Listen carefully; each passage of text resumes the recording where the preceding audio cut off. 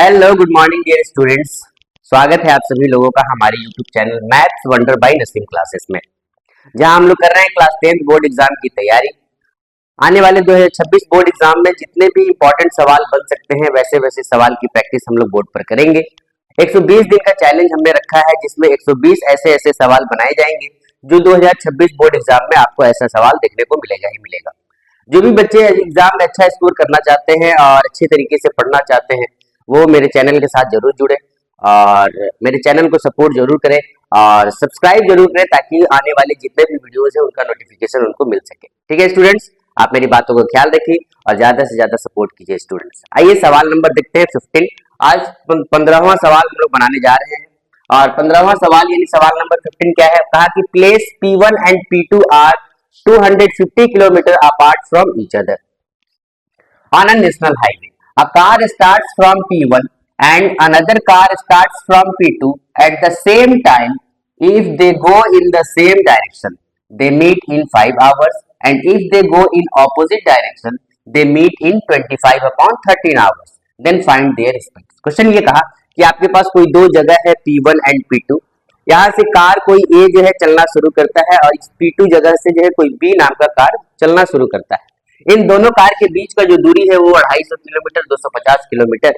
अगर ये दोनों कार चलेगा तो आगे चल के किसी पॉइंट पर मिलेगा, उस पॉइंट को हमने क्यों मान लिया। तो आपको बताना है कि इन दोनों कार का स्पीड क्या रहा होगा। ठीक है, पहले आपको लिखना क्या होगा कि let A and B are the two cars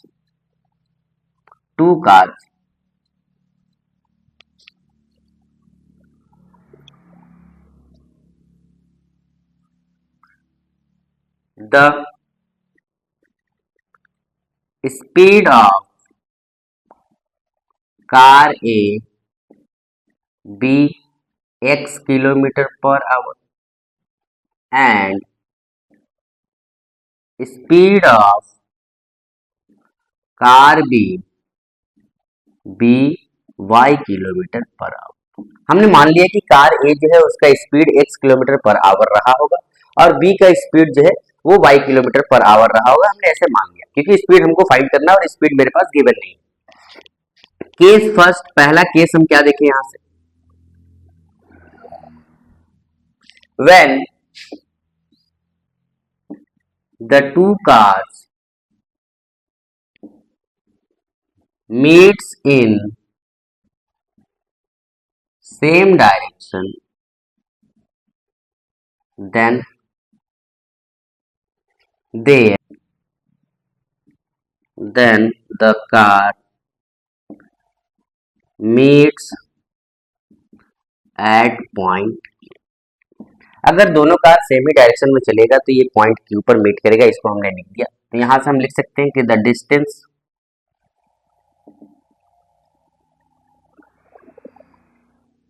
travelled by car A in 5 hours बराबर क्या होगा। अगर कार ए के द्वारा 5 घंटा में दूरी जो चला गया तो दूरी का फॉर्मूला क्या होता है, स्पीड इनटू टाइम, यानी कि वो 5x रहा होगा। सेम वैसे ही the distance travelled by car B in 5 hours क्या होगा, y इंटू 5 होगा, यानी कि 5y होगा। अब चलते हैं अकॉर्डिंग टू क्वेश्चन।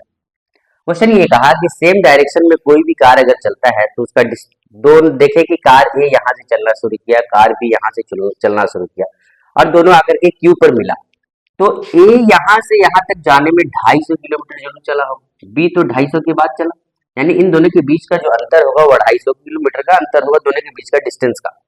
यानी हम इसको लिख सकते हैं कि पहला डिस्टेंस और दूसरा डिस्टेंस का जो अंतर होगा वही 250 किलोमीटर होगा। यहाँ से हम क्या देखें कि दोनों में 5 कॉमन है, यानी कि दोनों में अगर हम 5 को बाहर कर ले तो मेरे पास x minus y is equal to 250 होगा।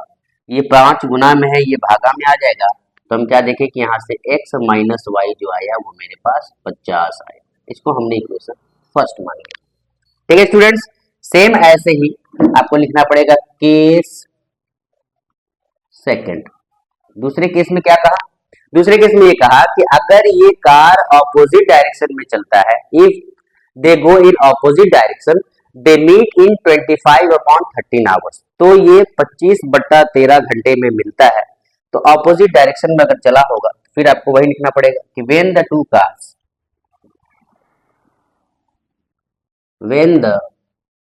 two cars in the opposite direction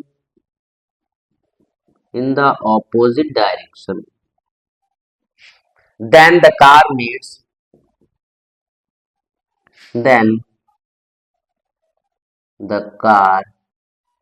meets at R। जैसे ही ऑपोजिट डायरेक्शन में चलने लगा तो ये कार आकर के कहा मिला? दोनों आर बिंदु पर मिला। उसी चीज को हमने यहां लिखा। तो यहां से क्या होगा? The distance travelled by car A के द्वारा डिस्टेंस कितना चला जाएगा ऑपोजिट डायरेक्शन में? ऑपोजिट डायरेक्शन में अगर हम चलेंगे तो टाइम हम लिए थे 25/13 आवर, तो ये टाइम हो गया, स्पीड हमने x रखा था, डिस्टेंस निकालना है तो क्या होता है? Speed time into speed is equal to distance, यानी स्पीड को x को हमने 25/13 से मल्टीप्लाई कर दिया। सेम वैसे ही the distance travelled by car b क्या होगा? ये भी होगा 25y/30 होगा। तो यहां से अकॉर्डिंग टू क्वेश्चन अगर हम चले तो क्वेश्चन ये कहा कि ऑपोजिट डायरेक्शन में क्या होता है? डिस्टेंस ऑपोजिट डायरेक्शन में क्या होगा कि दोनों मिल करके 250 किलोमीटर चलेंगे, है ना? दोनों मिल करके, तो ऑपोजिट डायरेक्शन में ऐड हो जाएगा, क्योंकि ये भी डिस्टेंस इधर से कुछ चला, ये भी डिस्टेंस इधर से कुछ चला, दोनों मिल करके 250 किलोमीटर को तय किया। यानी पहला जो डिस्टेंस आया और दूसरा जो डिस्टेंस आया, यही दोनों डिस्टेंस का जोड़ जो है 250 किलोमीटर के बराबर होगा। यहां से हम क्या देखें? 25/13 बाहर आएगा,